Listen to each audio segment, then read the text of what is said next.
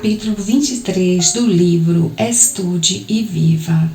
Referência: capítulo 12, versículo 6 do Evangelho segundo o Espiritismo.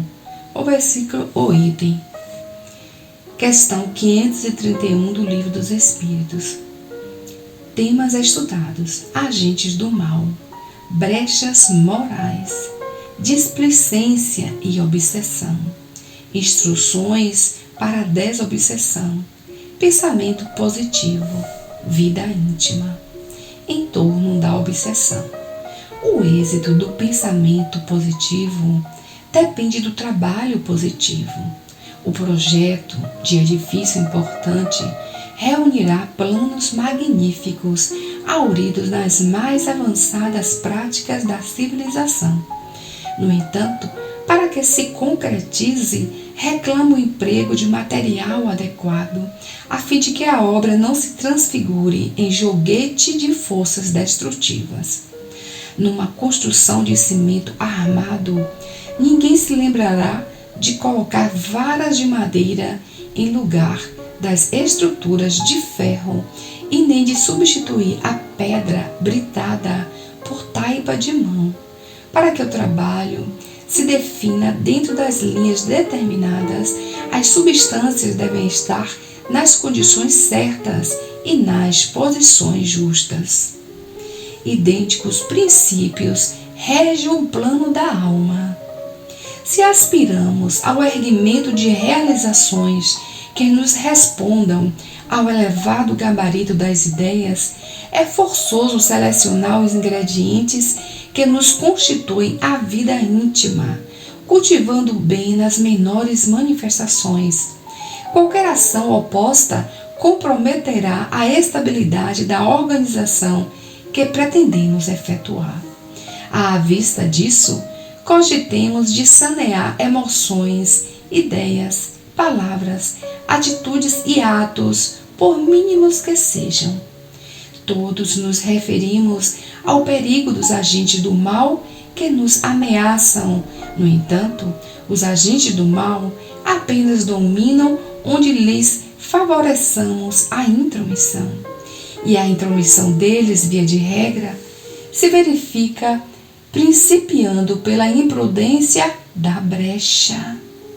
Hoje uma queixa, amanhã um momento de azedume, cedo uma discussão temerária, mais tarde uma crise de angústia perfeitamente removível através do serviço. Agora um comentário deprimente, depois um minuto de irritação e, por fim, a enfermidade, a delinquência, a perturbação e, às vezes, a morte prematura. O desastre grande quase sempre é a soma dos cuidados pequenos. Estejamos convencidos de que nos processos de obsessão acontece também assim. Na cura da obsessão, reconhecer no obsidiado, seja ele quem for, um familiar doente a quem se deve o máximo de consideração e assistência. Equilibrar a palavra socorredora, dosando consolo e esclarecimento, brandura e energia. Não desconsiderar as necessidades do corpo ante os desbaratados da alma, conjugando os recursos da medicação e do passe, da higiene e da prece. Incluir o trabalho por agente curativo de acordo com as possibilidades e forças do paciente. Abolir as sugestões de medo no trato com a obsessão, evitando encorajar ou consolidar o assalto de entidades menos felizes.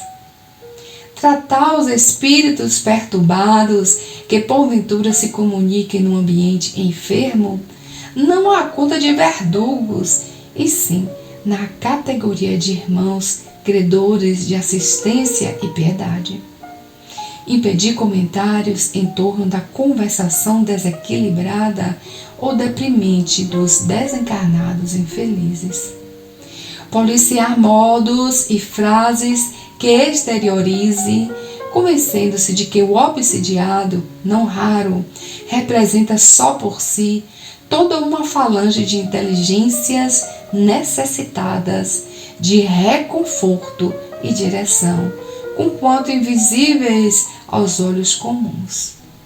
Evitar suscetibilidades perante supostas ofensas no clima familiar do obsidiado, entendendo que uma obsessão instalada em determinado ambiente assemelha-se, às vezes, a um quisto no corpo, deitando raízes em direções variadas. Compreender ao invés de emocionar-se. Abster-se de tabus e rituais cujos efeitos nocivos permanecerão na mente do obsidiado depois da própria cura. Solicitar a cooperação de amigos esclarecidos que possam prestar auxílios ao doente. Controlar-se, desinteressar-se com os sucessos da cura, tendo em mente que lhes cabe fazer o bem com discrição e humildade. Ensinar, mas igualmente exercer a caridade, observando que em muitos casos o obsidiado e os que lhe compõem a equipe doméstica são pessoas necessitadas até mesmo de alimento comum. Suprimir quanto possível os elementos que recordem tristeza ou desânimo, aflição ou tensão no trabalho que realiza. Não atribuir a si os resultados encorajadores do tratamento, menosprezando a ação oculta e providencial dos bons espíritos. Educar o obsidiado nos princípios espíritas, encaminhando-o a um templo doutrinário em que possa assimilar as lições lógicas e simples do espiritismo.